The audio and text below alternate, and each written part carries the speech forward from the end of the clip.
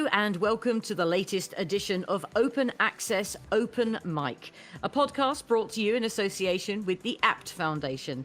Now, on today's episode, I am super excited to be speaking to Mitch Gallignano. Now, Mitch is an amazing fella. Not only is he the area manager at Fleet Pride, where he's been for over 21 years, he knows a thing or two about trucks. He is also the 4th District Councilman of West Haven City Council, and he is also a director on the board of the APT Foundation. Mitch, welcome to Open Access Open Mic. Thank you so much, Claire. This is truly an honor for myself to be here today. The appreciation is all ours. So, Mitch, kick it off. Tell me a little bit about yourself. How did you end up as, first of all, perhaps a councilman, and definitely as a director of the APT Foundation? Tell me about your career. So I can go back quite a few years. As you know, I'm a little bit older here. I want to start with my sobriety first. I got sober in 1989. I was very blessed that I only had to do this one time. I wasn't on the revolving door program. I didn't think that I had that access for myself, so I got it right the first time. So first got into this program for the wrong reasons because everybody made me, but I stayed for the right ones. So I always emphasize that I came for the wrong ones, stayed for the right ones. Fantastic. The first 10 years I was getting my life together because I was 28 years old when I first got sober, but I was still really 16 because I started using at 16, and that's when your brain stops growing, right? So I was really 16 mentally, though physically I was 28. So by the time I really got my act together, I was about 38, 39 years old. That's when I met my second wife, and we got married. I moved to West Haven from the Danbury area of Connecticut. I got involved with Fleet Pride right after that as just a regular counterman in one of their stores in North Haven, Connecticut. And through the 20 years plus that I've been there, I've worked my way up all the way to area manager. Thank God. They've really gave me a great career over the last 20 plus years. I've had quite the life of being sober. In between that time, in 2011, I was approached by the mayor of West Haven to run for city council because I had finally gotten a job when I was in North Haven that I could actually give some time back to the community, which I never thought I would ever do in my lifetime. I'll never forget the night I won my first primary. I went home, I was in the car. I was crying on the way home because I had people vote for me, and I never thought that I could have that. Sorry. Not at all. It's pretty incredible. Emotional. From small acorns grow great oak trees, as they say. That was quite a feat for me that night. That was September of 2011. It was one of those nights I'll never, ever forget. And then I went on to the general election, and I won that, which was another momentous time for me in my lifetime, you know, on a personal level, right? So I've been on the council since 2011. People have really supported me over the last 11 years. And it's been quite an honor to actually have that ability to make these decisions for the city of the people of West Haven, right? I mean, it's not a bad thing to do. People vote for me and say, here, go make our decisions for us, right? Represent us. Then in 2015, APT Foundation was bought a piece of property that was close to my district. Of course, now all the residents come out and say, we want recovery, but we don't want it in our backyard. I said, okay, so now I have to represent them, and here I am in recovery, supporting recovery, and I didn't know much about the opioid issue back then because, thank God, when I was out there using, the only thing, if you could eat it, drink it, or smoke it, I did it. Anything with a needle, I didn't put it in my arm. And opioids weren't really around in the 80s. They didn't come out till the late 90s, and as we know the whole story behind that. So I go out and I go to all the board meetings for the APT Foundation, for the planning and zoning board meetings that the APT Foundation was at, trying to put this building in, because all residents are saying we don't want it here in our backyard. Then one day I was asked to meet Lynn Madden.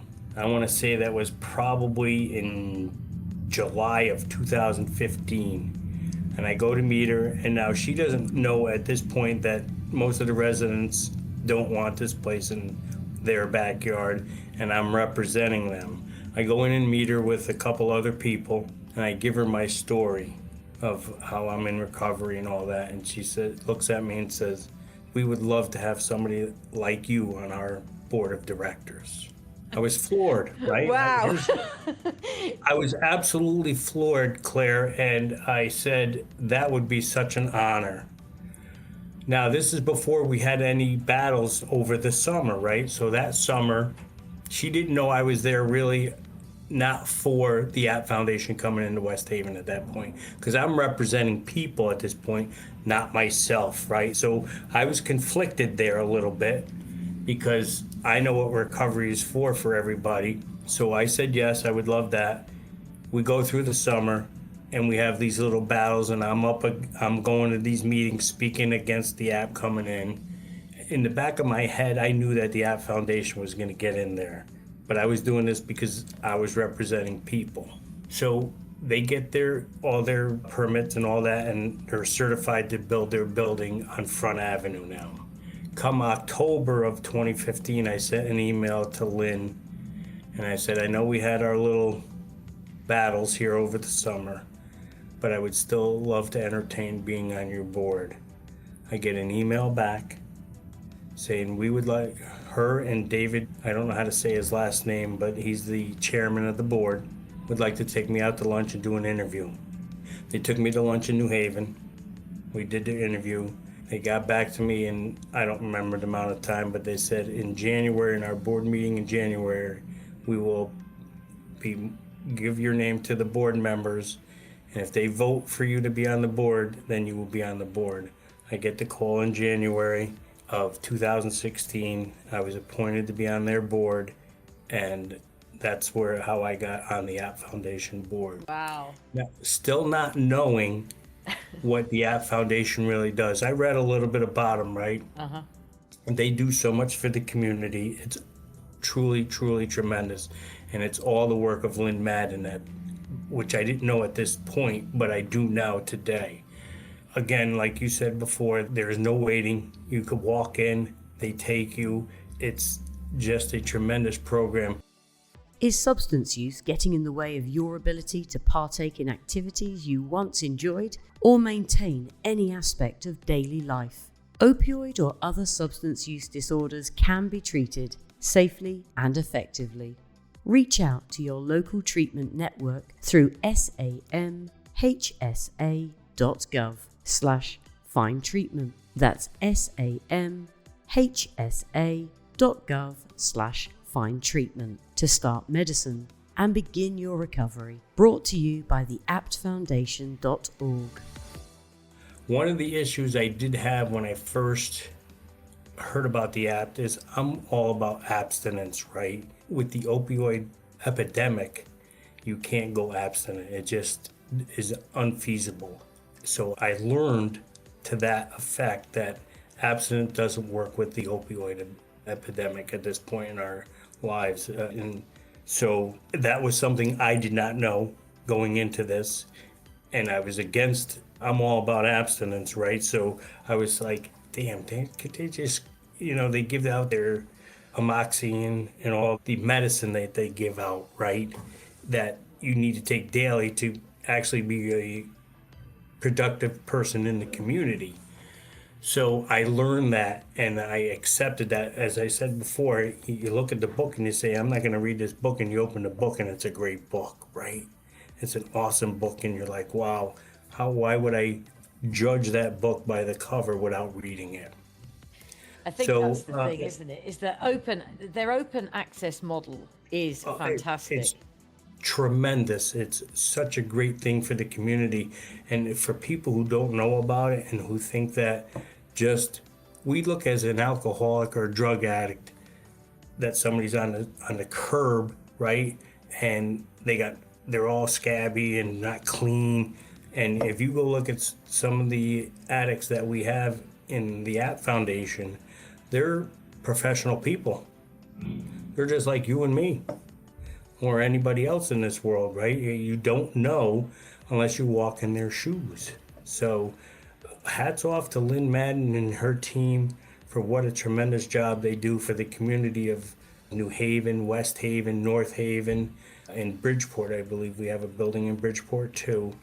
It's been such an honor. So on the board, as a board member, very, very simple. The meetings are similar to my council meetings. The difference is there's no contention in the APT board found meetings as there is on the city council. Everybody has the same agenda on the APT Foundation, where in politics, it's their own agenda, right? It is a true honor to go to those meetings compared to the council meetings. I mean, obviously you can hear by my silly accent that I'm not from these parts, but I do know a little bit about substance misuse and treatment that's offered certainly in the UK.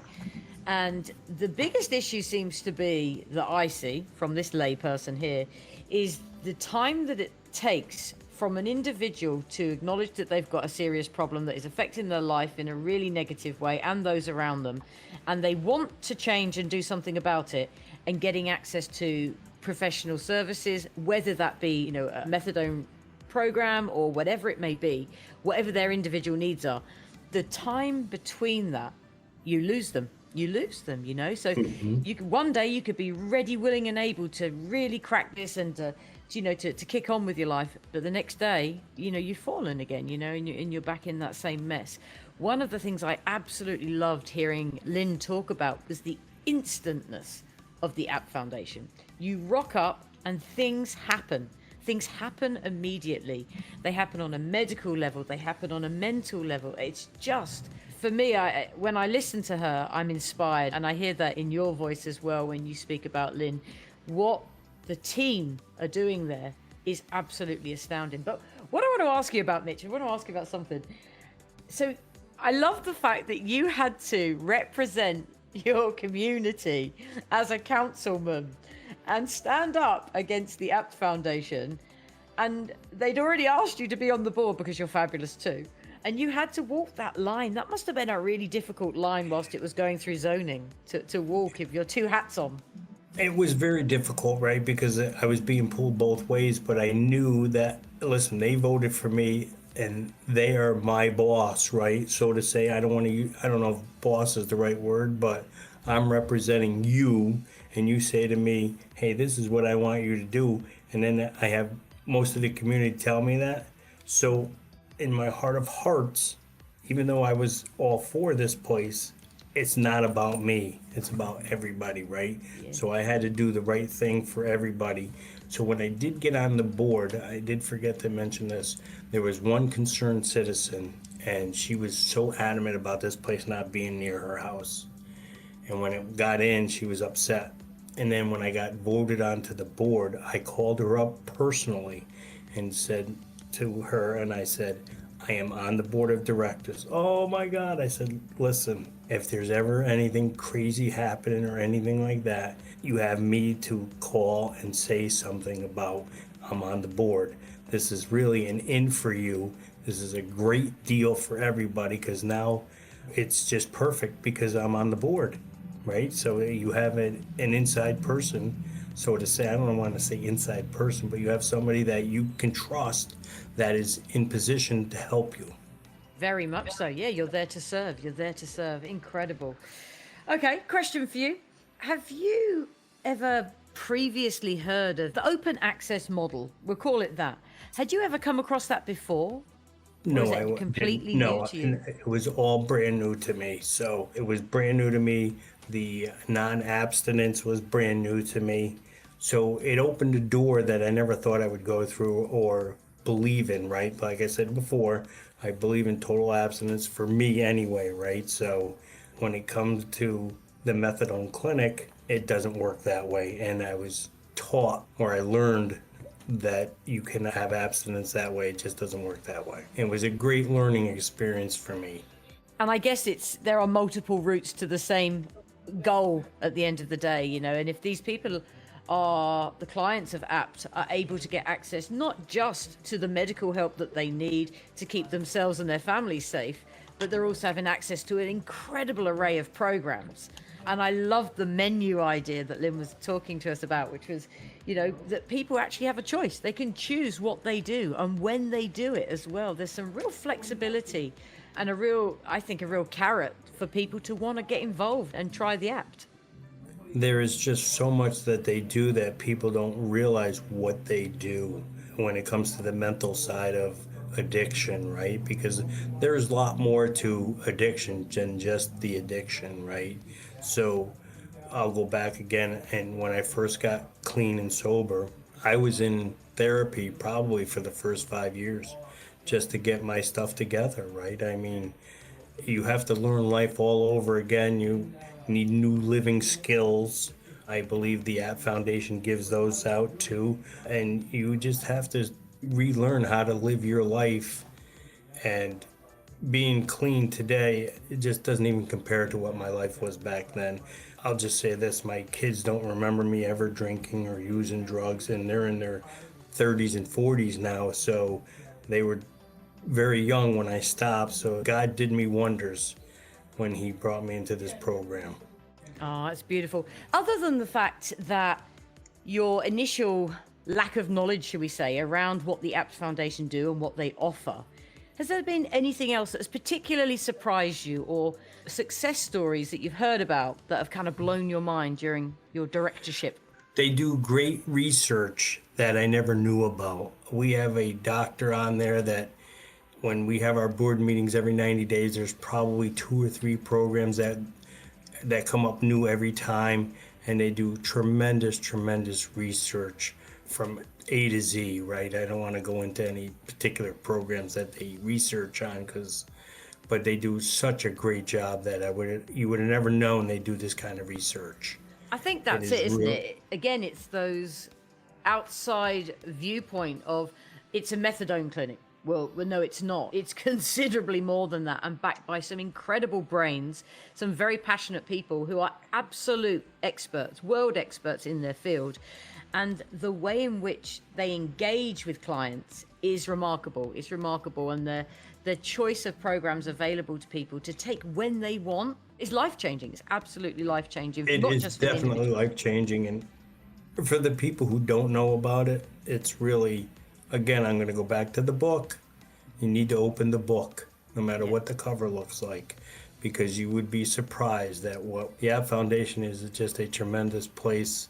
And kudos to Lynn Madden and her team, because the passion comes from Lynn. I don't know where she gets her drive from, but I've never seen any person like her be so dedicated to what she does. Absolutely. It's not just enthusiasm, it's passion. It really is. I get chills down my spine just thinking about how great of a person she really is. Yeah, she's done incredible things already, and she's so bright. Who knows what will be next on her hit list for development. Well, I hope she never leaves the App Foundation, because I think she's been there probably about 15 years and totally revamped that whole App Foundation. Yeah, her passion and her fire and her belly is to be commended.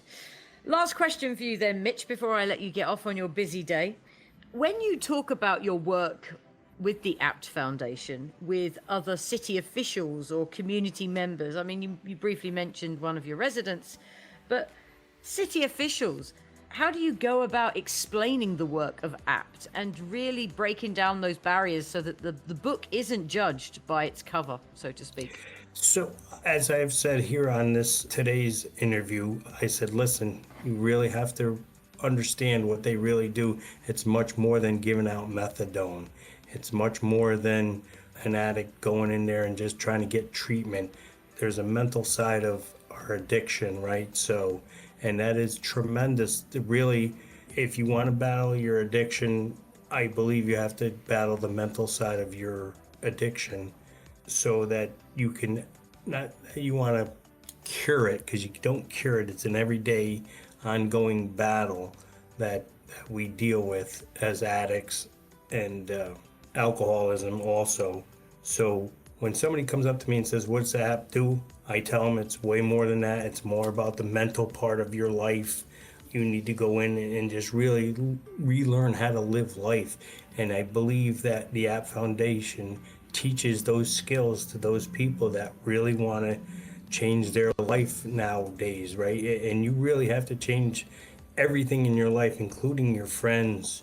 The only thing you can't change is your family, right? But you can change your friends, and you go do the right thing that you need to do to battle this problem every single day.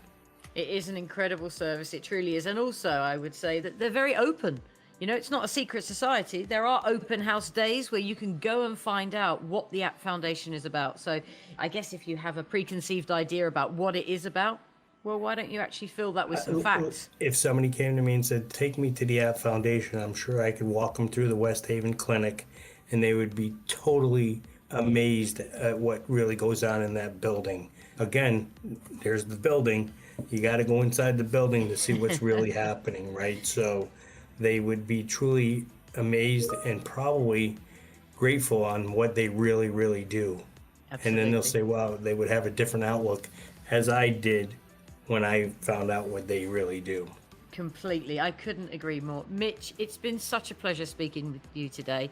Thank you for sharing your journey, not just personally, but also from Skeptic to being on the board. I think that speaks absolute volumes. If you would like to find out more about the APT Foundation, what they really do check out the website, which is aptfoundation.org, and you can have a little look there and also take a look at their open houses that they do, so that if you want to find out more and educate yourself about the incredible work of Lynn Madden and the rest of her team, then check it out online. That's the aptfoundation.org. Mitch, it's been a pleasure. Thank you so much for your time. Thank you so much. This has been such an honor for me. My heart is pounding. Oh, you've been a hero and a rock star. Don't worry. It's all in the editing, Mitch. Thanks for being a part of Open Access, Open Mic, a podcast brought to you by the APT Foundation. Thank you for taking the time to listen to this episode of Open Access, Open Mic with the APT Foundation. If you have enjoyed this episode, search Open Access, Open Mic wherever you get your podcasts from. A special mention to Hancock Pharmacy, who have been serving the Connecticut public since 1959. The APT Foundation values their help in serving our New Haven area clients. Their Long Wharf location provides medications for treatment of substance use disorders by prescription from our primary care doctors, who are also trained in addiction medicine. Visit HancockLongWolf.com. This podcast was created and produced by Red Rock Branding. RedRockBranding.com.